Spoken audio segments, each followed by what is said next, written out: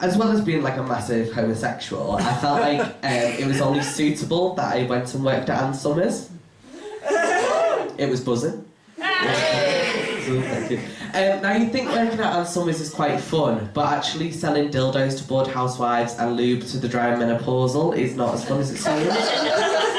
Firstly, I can't read Beatrix Potter anymore, okay? I've seen where Peter Rabbit's been. And you get a lot of strange interactions that, like, in normal retail, it would be fine, it would be totally fine, but in Ann Summers, it's totally not okay.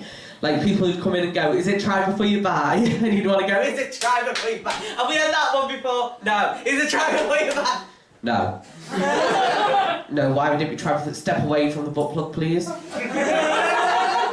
Or people would say, have you used many of these toys before? And go, have I used many of these toys? Isn't it? Funny one, isn't it? Have I used many of these? Yes. What do you think of staff discounts for? I'm not working, I'm compiling a shopping list. Sorry, Mum. And the best question that people would ask is, like, usually straight couples would come in and I'd show the female partner a really great new exciting vibrator that would, like, spice up their life.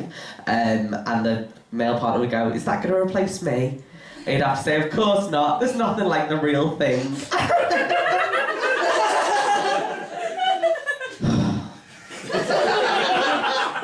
What you'd really want to say is, hopefully, she had any mind about her, she'd realise this doesn't have a gob on it that thinks it's funny.